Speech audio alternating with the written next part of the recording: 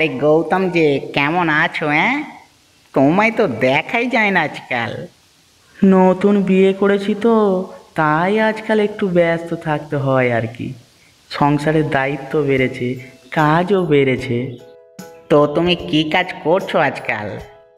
ওই যে সুধাংশুবাবুর যে তেলের মিলটা আছে, সেখানে হিসাব রক্ষক হিসাবে কাজ করছি। ভালো ভালো, তা তুমি যাচ্ছ কোথায়? অরুণ মামার বাড়িতে যাচ্ছি গো। নেমন্তন্ন আছে আজকে আমাদের সকলের। ও তাই নাকি? আমিও তো সেখানেই যাচ্ছি। তোমাকেও নেমন্তন্ন করেছে বুঝি? হ্যাঁ রে হ্যাঁ। আরে সেদিন গোপাল বলল আজকে যাওয়ার কথা। আরে আমার আবার বেশি সময় নেই, গিয়ে খাওয়া দাওয়া সেরেই বেরিয়ে পড়তে হবে, বুঝলে তো? কেন? আরে বাবুর সাথে বৈঠকে যেতে হবে। আচ্ছা, এক জায়গাতেই যাচ্ছি, চলো একসাথেই যাই। হে হে। হ্যাঁ, চলো চলো।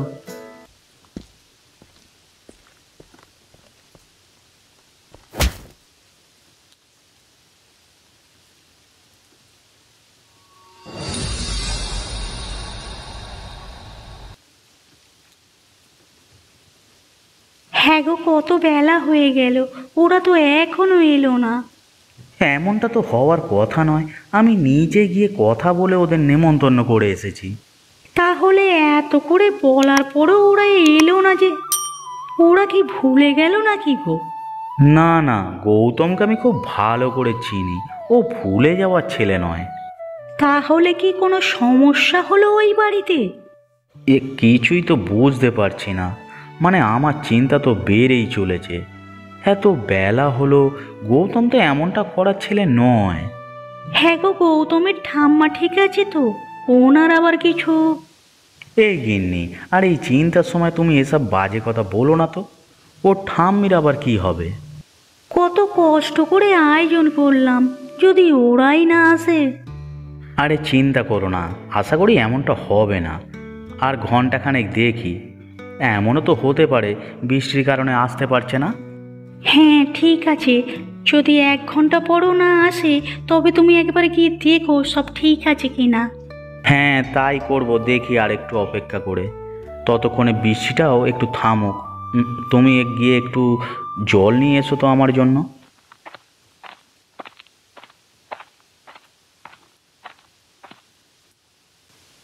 কেউ আছো বাড়িতে? কেউ আছো?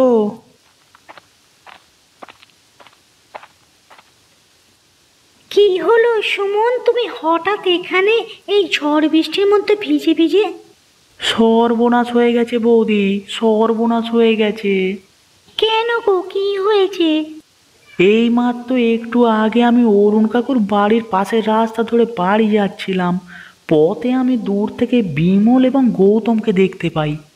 হ্যাঁ তা তো দেখবেই, ওরা অরুণ মামার বাড়িতে নিমন্ত্রণ খেতে যাচ্ছে। আমরাও যেতাম, তবে ঠাম্মির শরীরটা হঠাৎ খারাপ হয়ে যায়, তাই যেতে পারিনি। নিমন্ত্রণ খেতে নয় বৌদি, অপহরণ হয়েছে। অপহরণ? মানে কার অপহরণ হয়েছে? ওই বিমল গৌতমকে অপহরণ করেছে গো বৌদি। এই ভর দুপুর বেলায় কি বাজে কথা বলছো সুমন? এমন কেন হবে? তুমি হয়তো ভুল দেখেছো। না গো বৌদি, আমি মোটো ভুল দেখিনি। আমি নিজে চোখে দেখে এলাম, ছাতা দিয়ে মাথায় আঘাত করে গৌতমকে অজ্ঞান করে নিয়ে গেছে। বলো কি গো, কোথায় নিয়ে গেছে? সে তো আমি জানি না বৌদি, একমাত্র বিমল বলতে পারবে। তুমি তুমি তাহলে পিছু নাওনি কেন? ওই বিমল একটা বাজে লোক, আমি পিছু নিতে গেলে আমাকেও হয়তো কিছু একটা করতো। তাই আমি ভাবলাম তোমাকে সে বলি। হে, আমার কি সর্বনাশ হলো! এখন আমি কি করে খুঁজবো, কিভাবে জানবো আমার স্বামীকে কোথায় নিয়ে গেছে ও? একজন আছে গো, একমাত্র তিনি চাইলেই গৌতমকে উদ্ধার করতে পারে। কে তিনি, বলো আমাকে। সুধাংশুবাবুর কাছে যাও, গিয়ে ওনাকে সব খুলে বলো। আর বলো কৌশলে বিমলকে ডেকে আনতে। আমি গিয়ে অরুণ কাকুকে খবরটা দিয়ে ওনাকে সেখানে নিয়ে আসছি। ঠিক আছে, তুমি যাও, আমি সুধাংশু বাবুর কাছে যাচ্ছি।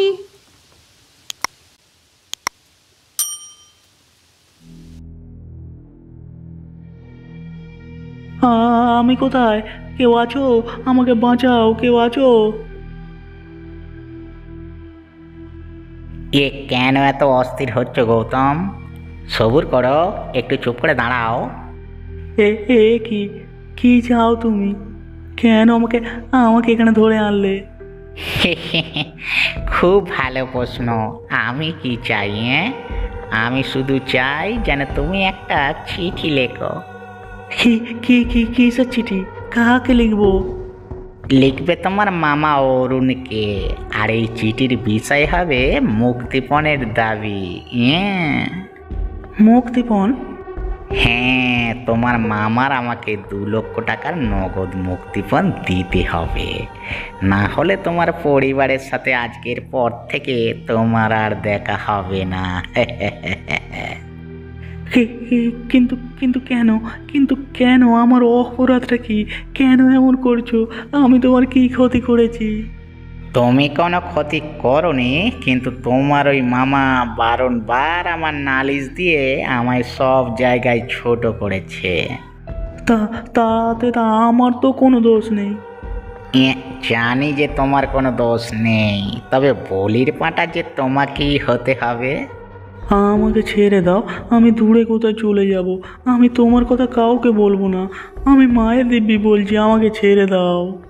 ঠিক আছে, ছেড়ে দেব। আগে 2 লক্ষ টাকা নিয়ে দাও।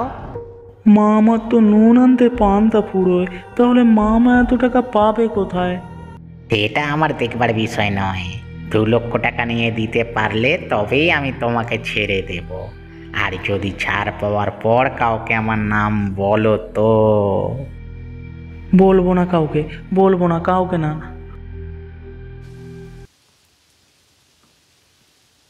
ও ঠাম্মি, সর্বনাশ হয়ে গেছে গো আমাদের। কি হয়েছে? তুমি এরকম কাঁদছো কেন? দেখো না ঠাম্মি, তোমার নাতিকে নাকি বিমল বলে লোকটা অপহরণ করেছে। সুমন এসে জানিয়ে গেল, আর বলল সুধাংশু বাবুর কাছে গিয়ে যেন সাহায্য চাই। তাহলে আর দেরি করা ঠিক হবে না, চলো এক্ষুনি যাই।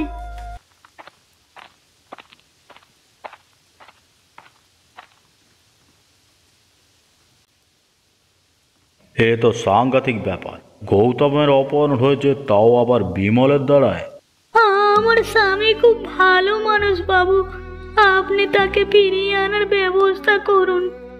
আমি তো এটাই বুঝতে পারছি না, গৌতমের সঙ্গে বিমলের কিসের শত্রুতা? এখন ওসব ভাবাভাবির সময় নেই অরুণ। এখন যত তাড়াতাড়ি সম্ভব গৌতমকে উদ্ধার করতে হবে। কিন্তু কিভাবে করব বাবু? সবার আগে বিমলকে কৌশল এখানে ডাকতে হবে। সুমন তোমায় তো বিমল দেখেনি, তাই সন্দেহ করবে না। তোমাকে একখানা কাজ করতে হবে। হ্যাঁ, আপনি আদেশ করুন বাবু।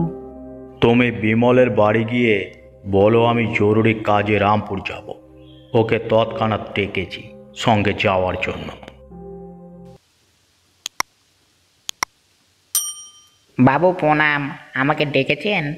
হ্যাঁ, ডেকেছি। অরুণ আর তার পরিবার এখানে কি করছে বাবু? গৌতমকে কে যেন অপহরণ করেছে, খুঁজে পাওয়া যাচ্ছে না। সে কি, কখন হলো? এসব ছাড়ো, এক কাজ করো, ঘোষণা করো আগামী 1 ঘন্টার মধ্যে যে গৌতমকে খুঁজে দিতে পারবে আমি তাকে 1 লক্ষ টাকা পুরস্কার দেব। 1 লক্ষ টাকা? হ্যাঁ।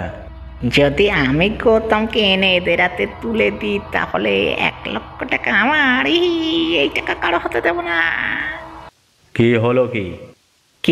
কিছু নাই বাবু, আগে মানে মানে আমার উপরে একটু ভরসা করুন। গৌতমকে খুঁজবার দায়িত্ব আমাকে দিন।